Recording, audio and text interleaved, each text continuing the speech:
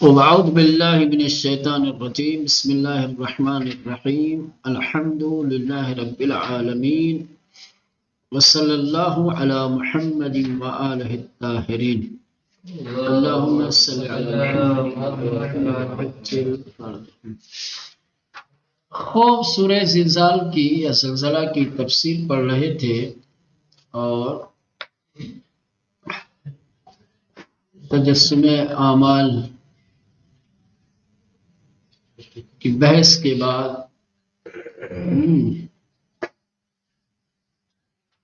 آج جو ہے اس سورہ کی جو آخری آیتیں ہیں وَمَن يَعْمَلْ مِثْقَالَ ذَرَّةٍ خَيْرًا يَرَهُ، یہ اس کی تفسیر کہہ رہے ہیں کہ آخر میں انسانوں کے جو دو گروہ ہیں، جو انسانوں کی دو جماعتیں ہیں، جو دو طرح کے انسان ہیں، مومن اور کافر، یا اچھائی اور نیکی کرنے والے یا برائی کرنے والے بدکار لوگ، ان کی جانب اشارہ کیا گیا ہے، ان کا ذکر کیا گیا ہے۔ بس جس شخص نے رائی کے دانے کے برابر کار خیر، نیک اور اچھا عمل انجام دیا ہوگا وہ اسے دیکھے گا۔ سپس بسر انجام کار ہر یک از ان دو گروہ کریں، اس کے بعد ان دو گروہ کے انجام کو، کون دو گروہ؟ مومن و کافر، یا نیکوکار و بدکار، اچھے لوگ اور برے لوگ، اشارہ کر دے اس کی طرف قدرت نے اشارہ کیا ہے اور ارشاد ہوتا ہے پس کسی کے بے انداز سنگینی ذرہی کار خیر انجام دادے، بس جس شخص نے ایک ذرے کے برابر اچھا کام کیا ہوگا، ان رمی بیند وہ اسے دیکھے گا۔ فمن یعمل، بس جس شخص نے انجام دیا ہوگا مثقال ذرۃ ایک ذرے کے برابر، خیرن نیکی، یرہ وہ اسے دیکھے گا۔ اور اسی طریقے سے جس نے ایک ذرے کے برابر برائی کی ہوگی، کار بد انجام دیا ہوگا، وہ اسے بھی دیکھے گا۔ اب یہ جو ذرے کے برابر کار خیر انجام دیا ہوگا یا رائی کے دانے کے برابر برائی کی ہوگی، دیکھے گا، کیا دیکھے گا؟ اس کے سلسلے میں مفسرین کے درمیان اختلاف ہے، الگ الگ تفسیریں کی ہیں کہ کیا مشاہدہ کرے گا، کیا چیز دیکھے گا؟ عمل کی جزا اور سزا دیکھے گا، یا نامہ اعمال دیکھے گا، یا خود عمل دیکھے گا؟ کیا دیکھے گا؟ یعنی جس نے رائی کے دانے کے برابر نیکی کی ہوگی وہ اسے دیکھے گا، جو رائی کے دانے کے برابر برائی کیے ہوگا وہ اسے دیکھے گا۔ وہ کیا دیکھے گا؟ اس کے بارے میں یا اس آیہ کریمہ کی تفسیر کے سلسلے میں مفسرین نے الگ الگ تفسیریں کی ہیں۔ یہاں پر بھی اختلاف ہے، جس طریقے سے اس سے پہلے کی آیت کی تفسیر کے سلسلے میں اختلاف تھا، متعدد تفاسیر وہاں پہ کی گئی تھی، یہاں پر بھی تفسیریں مختلف ہیں، الگ الگ ہیں۔ ٹھیک مولانا؟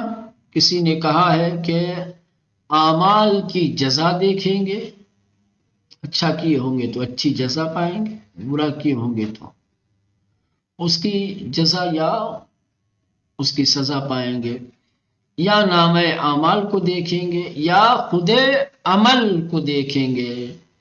یعنی ظاہر ان آیات نیز تاکید مجددیت بر مسئلہ تجسم اعمال و مشاہدہ خود عمل، کہہ رہے ہیں کہ اس آیت کا ظاہر ایک نئی تاکید ہے تجسم اعمال کے مسئلے پر، جیسا کہ اس سے پہلے والی آیت کی تفسیر میں کہا گیا تھا کہ اعمال انسان کے مجسم ہوں گے، تجسم اعمال۔ ٹھیک، یہاں پر بھی یہ اسی کی تاکید ہے کہ تجسم اعمال یا خود عمل کو دیکھیں گے، چاہے اچھا ہو یا برا۔ قیامت کے دن انسان نے جو کچھ کیا ہوگا وہ عمل مجسم ہو کر کے ظاہر ہوگا اور انسان اسے دیکھے گا، خود عمل کو دیکھے گا. اچھا یہ کریں گے. بعض در انجا تفسیرہائے مختلفی ذکر شدے، کریں گے پھر یہاں پر الگ الگ تفسیریں کی گئی ہیں کہ آیا جزائے اعمال را می بینن، کیا اعمال کی جزا کو اعمال را مشاہدے میں کنن، یا نامے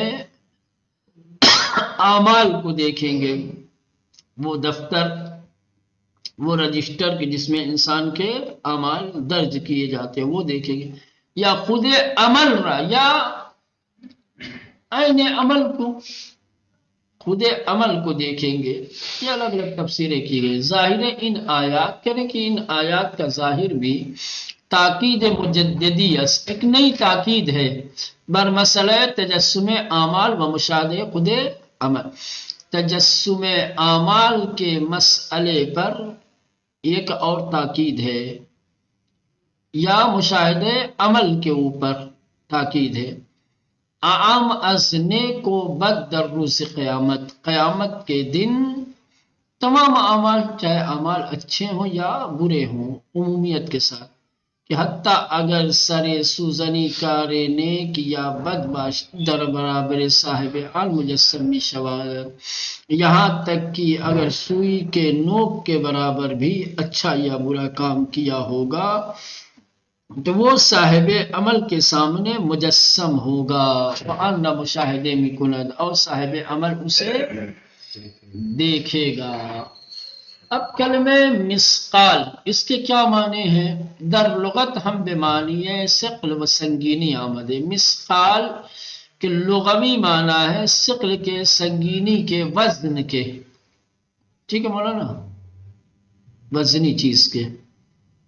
وہم ترازو ای کی بیان سنگینی اشیاء را می سنجن. لغت میں مثقال کے معنی اس ترازو کے بھی ہیں جس ترازو پر اشیاء کے وزن کو معلوم کیا جاتا ہے.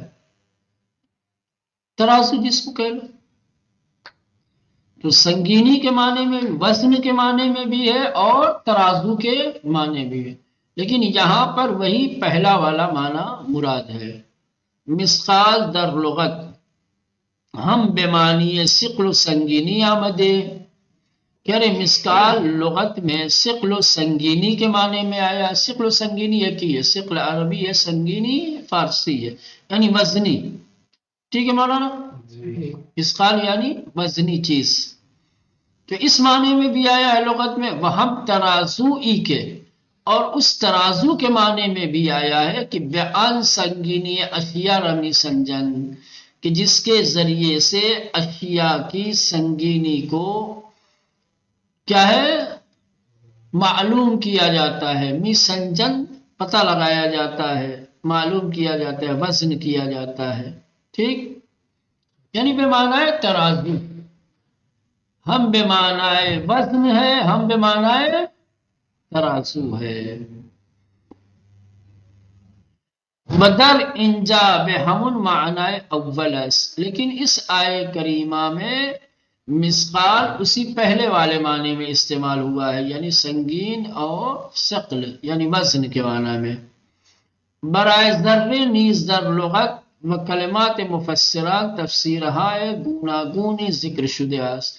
کلمہ ذرہ اس کے لغت میں بھی متعدد معنی ہے اور خود مفسرین نے بھی اس کے الگ الگ معنی بیان کیے ہیں، کوئی ایک معنی نہیں ہے. برائے ذرے کریں ذرے کے لیے نیز در لغت میں و کلمات مفسران اور مفسرین کے بیان میں، کلام میں، ان کی باتوں میں تفسیرہائے گوناگونی ذکر شدہ است، الگ الگ تفسیریں کی گئی ہیں. بس کلمہ ذرہ کے معنی میں لغوی اختلاف بھی ہے اور تفسیری اختلاف بھی ہے. لغت میں بھی الگ الگ معنی ہے اور مفسرین نے بھی الگ الگ معنی بیان کیے ہیں. گاہ بے معنی مورچے کوچک، کرے گی کبھی کبھی چھوٹی اور معمولی چینٹی کے معنی میں. بگاہ گرد و غباری کہ وقتی دسترا بر زمین وہ گزاریم و برداریم بے آن می چسبد، اور کبھی کبھی خاک اور غبار کے اس ذرے کو، کہ جو ذرہ ہم زمین پہ ہاتھ رکھتے ہیں اور اٹھاتے ہیں تو جو ذرے ہاتھوں سے چپکے ہوئے ہوتے ہیں، ہاتھوں میں رہ جاتے ہیں، اور اس خاک کے ذرے کو بھی کیا ہے؟ ذرہ کہا گیا ہے۔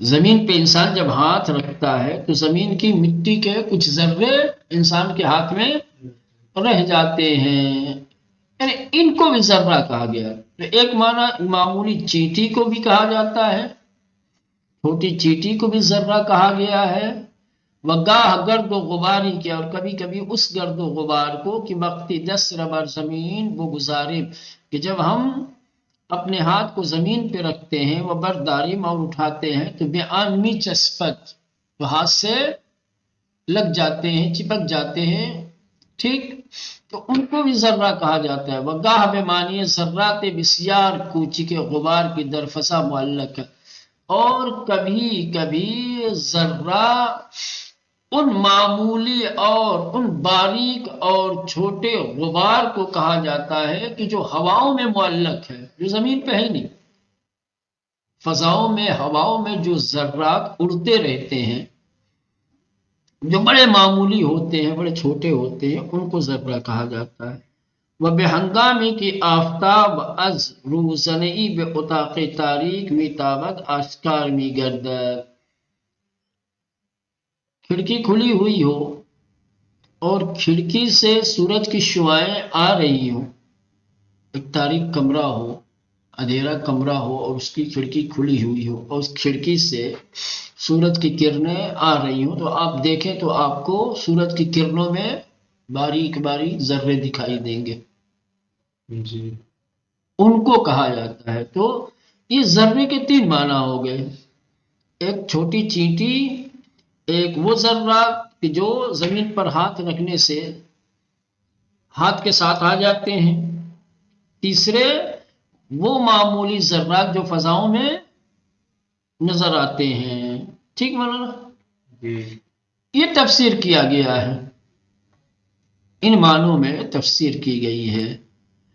می دانیم امروز کلمہ ذرے را بے اتم نیز اطلاق می کنند، کہہ رہے ہیں کہ ہم جانتے ہیں کہ آج کے دور میں، آج کے زمانے میں کلمہ ذرے کو ایٹم پر بھی اطلاق کیا جاتا ہے، ایٹم کو بھی ذرہ کہا جاتا ہے، کیوں مولانا؟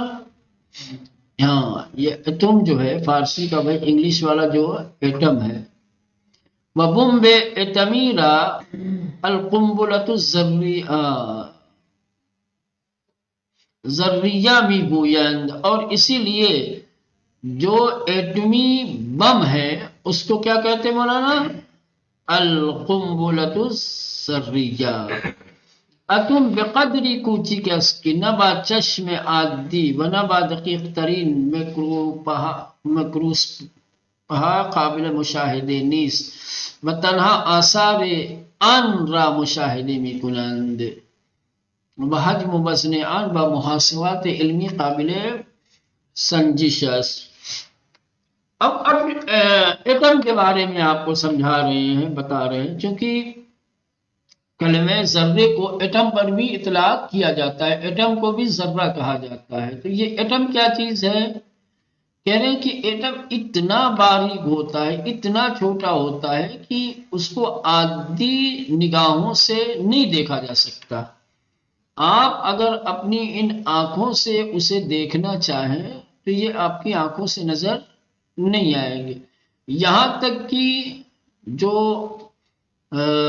دوربین وغیرہ، میکروب وغیرہ، جو باریک سے باریک چیزیں دیکھنے کے لیے جو وسائل بنائے گئے ہیں، ان کے ذریعے سے بھی قابل مشاہدہ نہیں ہے، ان سے بھی نہیں دیکھا جا سکتا، صرف ان کے آثار کو مشاہدہ کیا جاتا ہے، وہ خود نظر نہیں آتے، ان کے آثار اتنے باریک ہوتے ہیں کہ نہ عادی چشموں سے دیکھا جا سکتا ہے، نہ مسلح آنکھوں سے دیکھا جا سکتا ہے۔ یعنی مسلح آنکھوں سے مراد کیا ہے مولانا؟ یعنی کسی وسیلے کا استعمال کر کے یا باریک چیزوں کو دیکھنے کے لیے جو اسباب بنائے گئے ہیں، جو مشینیں بنائی گئی ہیں، اس کے ذریعے سے بھی۔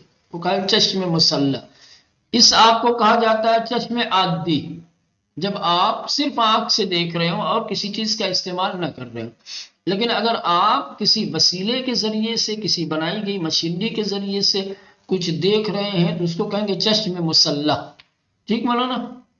جی تو ایٹم جو ہے وہ اس قدر باریک اور اتنا چھوٹا ہوتا ہے کہ نہ اس کو عادی آنکھوں سے دیکھا جا سکتا ہے اور نہ ہی مسلح آنکھوں سے دیکھا جا سکتا ہے۔ اور جب دیکھا نہیں جا سکتا تو کیسے پتا چلے گا کہ اس کے آثار سے اس کو مشاہدہ، اس کے آثار کو مشاہدہ کیا جا سکتا ہے، اس کا اثر دیکھا جا سکتا ہے، اور اس کا حجم کتنا ہے، اس کا وزن کتنا ہے، وہ محاسبات علمی کے ذریعے سے پتہ لگایا جاتا ہے۔ سمجھ رہے ہیں مولانا؟ ہر چیز کا پیمانہ موجود ہے۔ اب یہ اتنا باریک، اس کا وزن کتنا ہے، حجم کتنا ہے، یہ محاسبات علمی کے ذریعے سے پتہ لگایا جاتا ہے۔ وہ بقدری کوچی کا اس کے چند ملیون روئے نو کے سوزنی جاری جائے بھی گیرت، اور کہہ رہے اتنے باریک اور اتنے چھوٹے ہوتے ہیں کہ ایک سوئی کے نوک پر کروڑوں ایٹم آ جاتے ہیں۔ وہ بقدری کوچی کس، اور یہ ایٹم اس قدر چھوٹا ہوتا ہے کہ چند ملیون، کہ کئی کروڑ یہ ایٹم روئے نو کے سوزنی، ایک سوئی کے نوک کے اوپر جائے میں گرت آ جاتے ہیں۔ تو یہ معنی ہے ذرہ کا۔ ٹھیک مولانا؟ مفہوم ذرے ہر سے باشد منظور در انجا کوچک ترین وزنہاس، کہہ رہے ہیں کہ ذرے کا مفہوم جو بھی ہو، چاہے چھوٹی چینٹی ہو، چاہے ہاتھ میں لگنے والی خاک ہو، چاہے فضاؤں میں اڑنے والے ذرات ہوں، سمجھ، یا ایٹم ہو، کچھ بھی ہو، جو بھی مفہوم ہو، یہاں پر ذرے سے مراد مولانا جس کا وزن بڑا معمولی ہو۔ سمجھ رہے ہیں؟ کم ترین وزن، جس کا وزن بالکل معمولی ہو۔ مفہوم ذرے ہر چہ باشد، کہہ رہے ہیں کہ ذرے کا مفہوم جو بھی ہو منظور در انجا، لیکن یہاں اس آیت کریمے میں جو کلمہ ذرہ استعمال ہوا ہے اس سے مراد کوچک ترین وزنہا، سب سے چھوٹا وزن، جس کا وزن سب سے کم ہو۔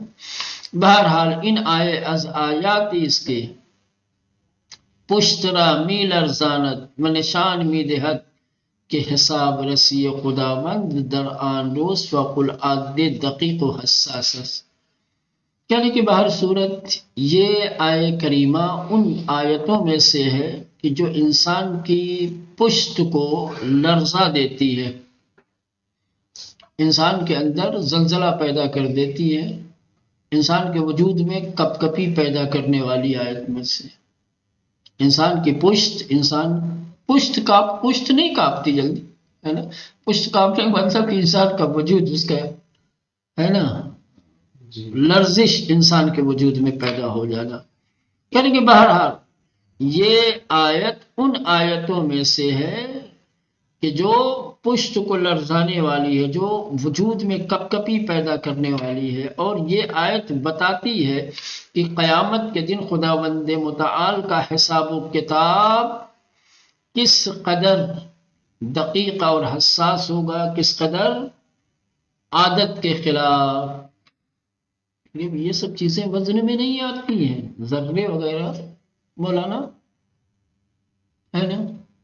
لیکن خداوند متعال قیامت والے دن ایسے عمل کا بھی حساب و کتاب رکھے گا کہ جس کے وزن کا یہاں پتہ ہی نہیں ہے، جس کے وزن کو معلوم کرنا یہاں ممکن نہیں ہے، اس کا وزن وہاں بھی معلوم ہوگا۔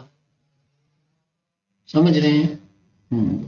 بہرحال ان آیاتیس یہ آیت ان آیتوں میں سے کہ پشت را می لرزانت، کہ جو پیٹھ کو پشت کو لرزا دیتی ہے، ہلا دیتی ہے، وہ نشان می دہد اور بتاتی ہے کہ حساب رسی خداوند متعال کا حساب و کتاب در آن روز، اس دن یعنی قیامت والے دن، فوق العادہ عادت کے خلاف، کتنا دقیق ہوگا، وہ حساس ہے، کتنا حساس ہے، و ترازو ہے سنجش عمل در قیامت ان قدر ظریف است کہ حتی کوچکترین اعمال انسان را وزن می کند و بحساب می آورند، اور انسان کے اعمال کو جس ترازو پہ تولا جائے گا قیامت کے دن، وہ ترازو اتنا ظریف ہے کہ چھوٹے سے چھوٹے ذرے کے برابر کے عمل کو بھی تول کے بتا دے گا کہ اس کا وزن کتنا ہے، اور پھر اس کا وزن دیکھ کر کے اس کی قیمت دی جائے گی۔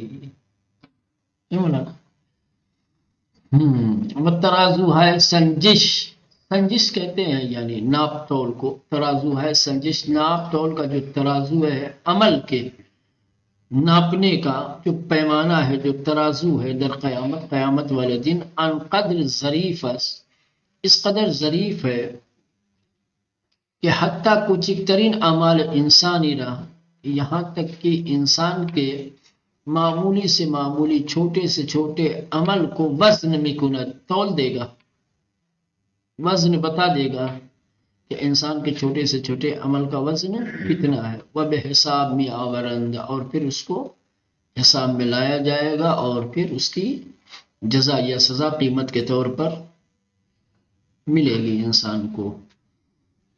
چلے اب یہ آیتوں کی تفسیریں تمام ہو گئیں، نقطہ کچھ قابل توجہ باتیں، کچھ اہم باتیں رہ جاتی ہیں، ان کو انشاءاللہ بعد میں پڑھیں گے، ٹھیک ہے۔